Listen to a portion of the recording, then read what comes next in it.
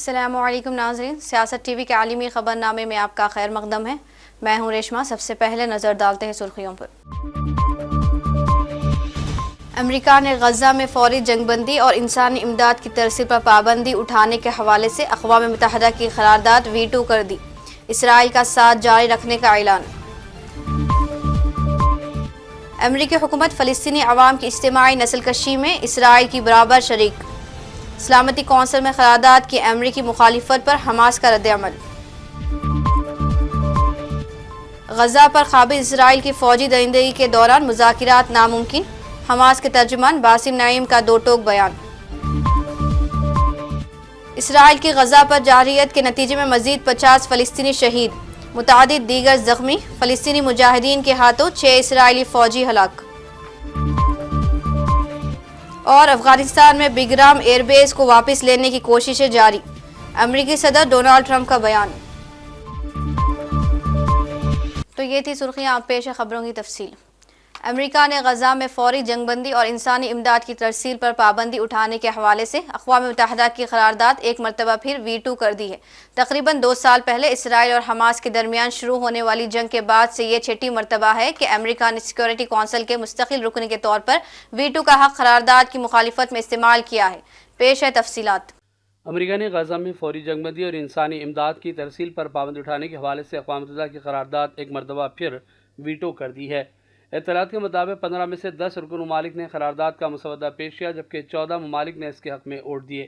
تقریباً 2 سال پہلے اسرائیل اور حماس کے درمیان شروع ہوئی جنگ کے بعد سے 6ٹی مرتبہ ہے کہ امریکہ نے سیکورٹی کونسل کے مستقل رکن کے طور پر ویٹو کا حق قرارداد کی مخالفت میں استعمال کیا ہے۔ امریکہ کا موقف ہے کہ اقوام متحدہ کی قراردادوں میں سے مذاکرات کو نقصان پہنچنے کا خطرہ ہے، جبکہ اسرائیل کا اپنے دفاع کا حق اور حماس کے خلاف حملوں کی صلاحیت متاثر ہو سکتی ہے، جبکہ ناقدین کے خیال میں امریکہ محض اسرائیل کو بین الاقوامی احتساب سے بچانے کے لیے تائید کر رہا ہے۔ ووٹنگ سے پہلے اقوام متحدہ میں امریکہ کی نمائندہ مورگن آرٹاگس نے سیکورٹی کونسل سے خطاب میں کہا کہ قرارداد حماس کی مذمت کرنے اور اسرائیل کے اپنے دفاع کے حق کو تسلیم کرنے میں ناکام رہی اور یہ حماس کو فائدہ پہنچانے والے جھوٹے بیانیے کو غلط طور پر جائز قرار دیتی ہے۔ انہوں نے بھی کہا کہ کونسل کے ارکان ناقابل قبول الفاظ کے حوالے سے امریکہ کے انتباہ کو نظر انداز کرتے رہے، لہٰذا قرارداد کو ویٹو کیا گیا۔ قرارداد کے متن میں غزہ میں بڑھتے ہوئے قحط اور بگڑتے ہوئے انسانی بحران کی خبروں پر گہری تشویش کا اظہار کیا گیا۔ بھوک کو جنگی ہتھیار کے طور پر اسرائیل کی جانب سے استعمال کرنے کی مذمت کی گئی اور اسرائیلی فوجی کارروائیوں میں توسیع پر بھی فکر مندی کا اظہار کیا گیا ہے۔ قرارداد میں بین الاقوامی قانون کے اصولوں کے تحت ریاستوں پر عائد ذمہ داریوں کی بھی توثیق کی گئی، جن میں شہریوں کا تحفظ اور جبری نقل مکانی کو مسترد کرنا شامل ہے۔ اس قرارداد میں 3 اہم اقدامات کا مطالبہ کیا گیا، جن میں سے ایک فوری، غیر مشروط اور مستقل جنگ بندی معاہدہ ہے جس کا تمام فریقین احترام کریں۔ حماس اور دیگر گروپوں کے ہاتھوں تمام یرغمالیوں کی فوری اور غیر مشروط رہائی کے علاوہ غزہ میں انسانی امداد کے داخلے اور تقسیم پر تمام تر اسرائیلی پابندیاں ختم کرنے کا بھی اہم ترین مطالبہ کیا گیا ہے۔ بیورو رپورٹ، سیاست ٹی وی۔ اسلامی تحریک مزاحمت حماس نے کہا ہے کہ امریکہ کی حکومت نے سلامتی کونسل میں غزہ پر جنگ بندی کی قرارداد ناکام بنانے کے لیے ویٹو کا جو سہارا لیا ہے وہ کھلی ملی بھگت اور فلسطینی عوام کے خلاف قابض صہیونی ریاست کی اجتماعی نسل کشی میں براہ راست شراکت ہے۔ حماس نے اپنے بیان میں کہا کہ امریکی ویٹو دراصل خطرے عام، بھوک اور غزہ شہر پر قابض اسرائیل کے درندہ صفت مجرمانہ حملوں کے تسلسل کو سبز جھنڈی دینا ہے۔ حماس نے ان 10 ممالک کے موقف کو سراہا جنہوں نے قرارداد پیش کی تھی اور ان سے اپیل کی کہ وہ قابض اسرائیل کے مجرم وزیر اعظم نیتن یاہو کی حکومت پر دباؤ بڑھاتے رہیں تاکہ اس کے وحشیانہ حملے رکیں۔ اجتماعی نسل کشی، جسے اقوام متحدہ بھی دستاویزی طور پر ریکارڈ کر چکی ہے، بند ہو اور قابض اسرائیل کے جنگی مجرموں کو عالمی فوجداری عدالت میں کٹہرے میں لایا جائے۔ یہ سب ایسے وقت میں ہوا ہے جب قابض اسرائیل 7 اکتوبر 2023 سے امریکہ اور مغربی طاقتوں کے براہ راست سرپرستی میں غزہ پر تباہ کن جنگ مسلط کیے ہوئے ہیں، جس کے نتیجے میں اب تک وزارت صحت فلسطین کے مطابق تقریباً 2,31,000 فلسطینی شہید یا زخمی ہو چکے ہیں۔ اسلامی تحریک مزاحمت حماس کے رہنما باسم نعیم نے کہا ہے کہ قابض اسرائیل دنیا کو مذاکرات کا دھوکہ دے کر اپنے مجرمانہ منصوبوں اور درندگی پر پردہ ڈالنا چاہتا ہے۔ باسم نعیم نے ایک انٹرویو دیتے ہوئے کہا کہ قابل اسرائیل کی جانب سے غزہ شہر پر حملے کو مزاحمت کی جانب سے سخت اور بھرپور جواب دیا جائے گا۔ انہوں نے کہا کہ غزہ شہر پر قابض فوج کی درندگی کا اثر ان صہیونی قیدیوں پر بھی پڑے گا جو ہمارے قبضے میں ہیں۔ باسم نعیم نے واضح کیا کہ غزہ پر فوجی جارحیت بڑھنے کی موجودگی میں کسی بھی طرح کی مذاکرات ممکن نہیں۔ انہوں نے مزید کہا کہ ہم خطر کے اس موقف کی بھرپور تائید کرتے ہیں۔ مسلسل صہیونی جارحیت کے ساتھ مذاکرات بے فائدہ ہے۔ حماس رہنما نے نشاندہی کی کہ امریکہ کے صدر ڈونالڈ ٹرمپ کی انتظامیہ صہیونی انتہا پسندوں کی مذہبی بنیادوں پر کھڑی سوچ کی حمایت کرتی ہے۔ انہوں نے کہا کہ قابل اسرائیل جو کچھ مذاکرات سے حاصل نہیں کر سکے گا وہ نہ دھمکیوں سے لے سکے گا نہ ہی فوجی درندگی اور قتل عام سے حاصل ہوگا۔ اسرائیل کی غزہ پر جارحیت کے نتیجے میں مزید 50 فلسطینی شہید ہو گئے۔ اطلاعات کے مطابق گزشتہ 24 گھنٹوں کے دوران غزہ پر اسرائیلی حملے کے نتیجے میں مزید 50 افراد کی جان چلی گئی ہے۔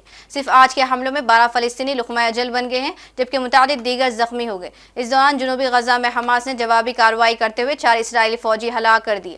اسرائیل اور اردن کے درمیان سرحدی پل پر فائرنگ کے نتیجے میں بھی 2 اسرائیلی ہلاک ہو گئے۔ اسرائیلی فوج کی جانب سے جنوبی لبنان میں بھی بمباری کی گئی جس دوران 6 مقامات پر حزب اللہ کے اسلحے کے ذخائر کو نشانہ بنانے کا دعویٰ کیا گیا۔ فلسطینی شہریوں نے کہا ہے کہ غزہ شہر کے 2 داخلی علاقوں میں اسرائیلی ٹینک دیکھے گئے ہیں اور اس کے بعد فلسطینی علاقے غزہ کی پٹی میں انٹرنیٹ اور ٹیلی فون سروس کو مکمل طور پر بند کیا گیا جس سے معلوم ہوتا ہے کہ اسرائیلی فوج کی زمینی کارروائی میں تیزی لائی جا رہی ہے۔ مقامی باشندوں نے کہا کہ انٹرنیٹ اور فون سروس بند کرنا ایک بدترین علامت ہے اور یہ اس بات کا اشارہ ہے کہ اب کچھ بہت ہی زیادہ شفاقانہ ہونے جا رہا ہے۔ فلسطین کی ٹیلی کام کمپنی نے کہا ہے کہ علاقے میں مرکزی نیٹ ورک کی لائن کو ہدف بنایا گیا اور شہریوں کو انٹرنیٹ کی سہولت ختم کر دی گئی کیونکہ اسرائیل نہیں چاہتا کہ فلسطین میں اس کے ظلم کی خبر دنیا تک پہنچے۔ جنرل اسمبلی کے اعلیٰ سطحی ہفتے کے آغاز سے قبل اقوام متحدہ کے سیکرٹری جنرل نے ان متعدد معاہدوں کے بارے میں بتایا جہاں اقوام متحدہ عالمی تعاون کو متحرک کرنے کے لیے کام کر رہا ہے۔ ان کا کہنا تھا کہ موسمیاتی تبدیلی پر تاحال قابو نہیں پایا جا سکا اور کئی ایسے اشارے مل رہے ہیں جن سے ظاہر ہوتا ہے کہ عالمی حدت میں اضافے کو 1.5 ڈگری سیلسیس کی حدت سے نیچے رکھنے کا ہدف حاصل کرنا بہت مشکل ہو سکتا ہے۔ انہوں نے خبردار کیا کہ اگرچہ ٹیکنالوجی نئی امیدوں کو جنم دے سکتی ہے لیکن اس سے تقسیم اور نفرت کا اظہار میں بھی اضافہ ہو سکتا ہے، لہٰذا اس کا ایسا انتظام ہونا چاہیے جس کے بدولت انسانی اختیار محفوظ رہیں اور جدید ٹیکنالوجی کو انسانیت کے لیے ایک مثبت قوت بنایا جا سکے۔ اینٹونیو گوٹریس نے کہا کہ آئندہ ہفتے میں جنرل اسمبلی میں عالمی رہنماؤں کو لازمی طور سے ایسے پختہ عزائم ظاہر کرنے ہوں گے جو ماحولیاتی آلودگی کے اخراج میں کمی، بین الاقوامی مالیاتی نظام کی اصلاح اور کثیر فریقی نظام کو مضبوط بنانے جیسے اہم اقدامات کا احاطہ کریں۔ انہوں نے عالمی رہنماؤں پر زور دیا کہ وہ حالات کا رخ موڑیں اور بین الاقوامی مالیاتی نظام میں ایسی اصلاحات کو قبول کریں جن کی بدولت زیادہ سے زیادہ انصاف اور مساوات کو یقینی بنایا جا سکے۔ امریکی صدر ڈونالڈ ٹرمپ نے کہا ہے کہ وہ افغانستان میں بگرام ایئر بیس کو واپس لینے کے لیے کوشاں ہے۔ لندن میں برطانوی وزیر اعظم کیئر اسٹارمر کے ہمراہ پریس کانفرنس میں امریکی صدر نے کہا کہ ہم اس کو واپس لینے کی کوشش کر رہے ہیں۔ سال 2021 میں امریکی افواج کے افغانستان سے نکل جانے کے بعد طالبان انتظامیہ نے بگرام ایئر بیس کا کنٹرول سنبھالا تھا۔ صدر ٹرمپ نے کہا کہ یہ کسی حد تک بریکنگ نیوز ہوگی۔ ہم ایئر بیس واپس لینے کی کوشش کر رہے ہیں کیونکہ ان کو امریکہ سے کچھ چیزوں کی ضرورت ہے۔ ہم اس بیس کا کنٹرول واپس چاہتے ہیں۔ دہائیوں قبل افغانستان میں افواج اتارنے کے بعد امریکہ نے بگرام کے علاقے میں ایک بڑا ایئر بیس قائم کیا تھا جہاں سے پورے افغانستان میں فضائی آپریشن کیے گئے۔ اس ہوائی اڈے امریکی افواج نے خطے میں اپنے اثر و رسوخ کو برقرار رکھنے کے لیے بھی استعمال کیا۔ They just went through the Afghanistan total disaster for no reason whatsoever. We're going to leave Afghanistan, but we're going to leave it with strength and dignity. And we're going to keep Bagram, the big air base, that one of the biggest air bases in the world. We gave it to them for nothing. We're trying to get it back, by the way. Okay, that could be a little breaking news. We're trying to get it back because they need things from us. We want that base back. But one of the reasons we want the base is, as you know, it's an hour away from where China makes its nuclear weapon. اور آخر میں سرخیوں پر ایک اور نظر۔ امریکہ نے غزہ میں فوری جنگ بندی اور انسانی امداد کی ترسیل پر پابندی اٹھانے کے حوالے سے اقوام متحدہ کی قرارداد ویٹو کر دی۔ اسرائیل کا ساتھ جاری رکھنے کا اعلان۔ امریکی حکومت فلسطینی عوام کی اجتماعی نسل کشی میں اسرائیل کی برابر شریک۔ سلامتی کونسل میں قرارداد کی امریکی مخالفت پر حماس کا رد عمل۔ غزہ پر قابض اسرائیل کی فوجی درندگی کے دوران مذاکرات ناممکن، حماس کے ترجمان باسم نعیم کا دو ٹوک بیان۔ اسرائیل کی غزہ پر جارحیت کے نتیجے میں مزید 50 فلسطینی شہید، متعدد دیگر زخمی، فلسطینی مجاہدین کے ہاتھوں 6 اسرائیلی فوجی ہلاک۔ اور افغانستان میں بگرام ایئر بیس کو واپس لینے کی کوششیں جاری، امریکی صدر ڈونالڈ ٹرمپ کا بیان۔ اسی کے ساتھ عالمی خبرنامہ اختتام کو پہنچتا ہے، مجھے دیجیے اجازت، اللہ حافظ۔